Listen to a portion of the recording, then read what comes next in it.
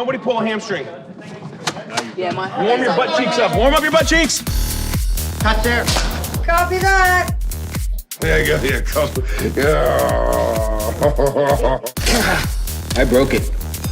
Ew.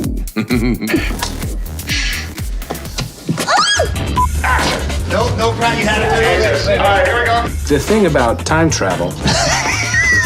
I can't believe I made a whole movie with this thing on. Yeah, does it look cool or doesn't feel cool, but if it looks cool, that's what matters. Do you have any idea what's coursing through my veins right now? Funyuns? Yes. Orange soda?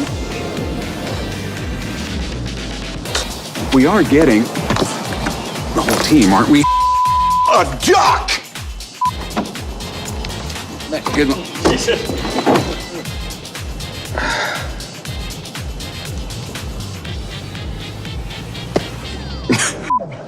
See what I have to deal with here? 10 years of this.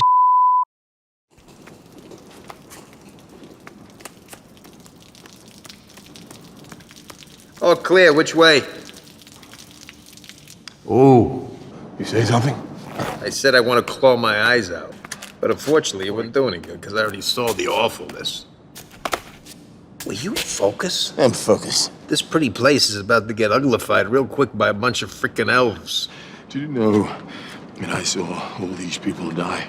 So this is a little bit difficult for me, okay? So why don't you reach down deep inside and try and find a small ounce of humanity? Just give me the thingy. Just give me the thing. Just give me the thing. I didn't even want to come here.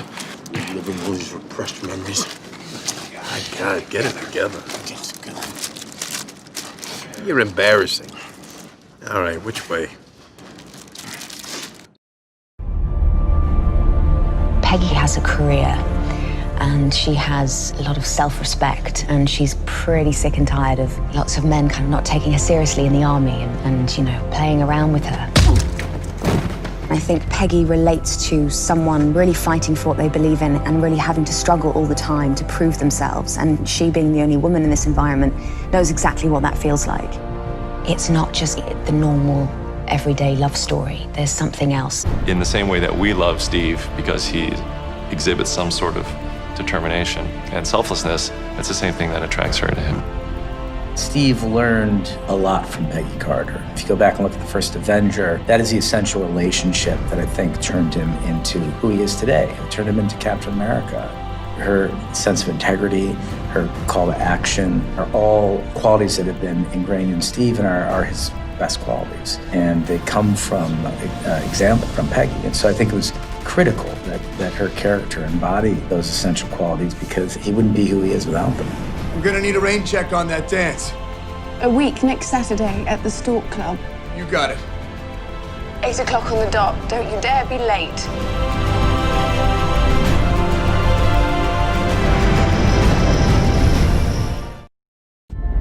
I actually think that in some weird, and it is a very emotional thing, but some weird, twisted up, fateful way, this character who, you know, has searched her whole life for a purpose actually finds her purpose. And it's like this amazing, super emotional, beautiful thing. You know what I've become. I don't judge people on their worst mistakes.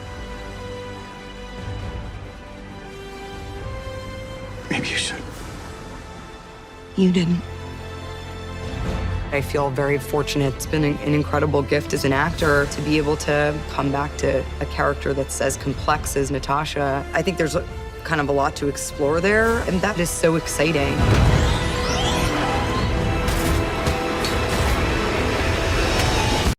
Robert has a whole career of great work behind him, and he was at a point in his life and his career where he was ready to break out and do something really big and exciting. John was in love with the idea of Downey playing the part. And we all felt so sure about him on a creative level. Because he wasn't instantly a slam dunk approval, I suggested we have screen tests.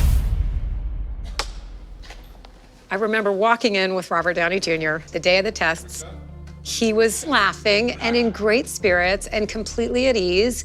And he got in front of the camera and started saying the lines. I assure you the day weapons are no longer needed to keep the peace cell happily transist to manufacturing bricks and beams for baby hospitals, making hemp pants and the like. But until that time, can I get you a drink?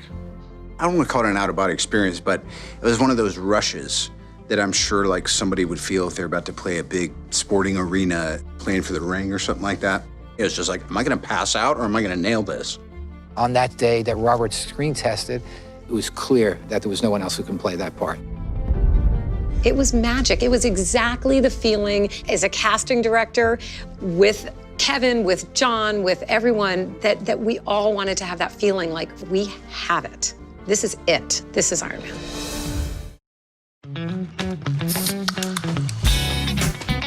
Being able to do this new version of Thor, it's hugely liberating and fun. We had a big sort of fat suit, which I think was sort of 60 or 70 pounds. This little move. Yeah, that's the shimmy. It was the hottest I've ever been. How does that feel? Oh, I mean, amazing. Looks like it's in the right spot. And we had, obviously, the beard, the hair, and I had these things that go in the mouth to kind of plump out my cheeks a bit, which sort of had a little effect on the voice as well, but probably in a good way. It was a different Thor. Hi, my name's Thor. 22 years old.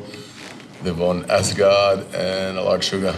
We're shooting a superhero film, and here's one of the most recognizable superheroes, but he's just turned into a new character. What Chris does with that character and how it just kind of has this shift. His excitement was really palpable. He had been playing the character for a while and really wanted to find something new. He has such dexterity as a talent. He's incredibly funny. He has just really lovely energy. Is he asleep? No. I'm pretty sure he's dead. Beautiful to feel this sort of Marvel sisterhood, you know, and we're all coming from so many different films that we all came together. It's kind of like, I see what you do. I know your powers. Okay, show me what you got. And then we just clicked and we were just like cheering each other on. Everyone's just kind of taking their turns, moving around, trying to help each other out. It was so fun. You share this connection. So there's a connection without ever having met. It's a really cool thing about the whole battle. That day was insane. We were all in it together and it felt electric.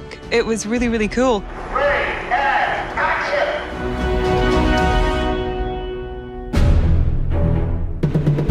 You know, I normally don't watch playback on the monitor, but I wanted to see that reveal of all the women of Marvel, and I thought it was really powerful and really exhilarating, and I was thinking of all of the young girls in the audience who will probably feel really inspired by that in one way or another, so it was a really nice thing to be a part of. It's indescribable to work with creative people, especially people who make movies. It is such a thrill. You know, it's overwhelming when I think about it. And I keep saying to myself, I can't believe this is me. I can't believe I lucked out this way. Let's give it up for Stan Lee, guys. Woo-hoo, yeah! 5 lousy words they gave me to say. Thanks so much, Stan. You're a great director. It's something you never forget. And thank you for all of this, and I hope that I didn't set interviewing back a few decades. Okay.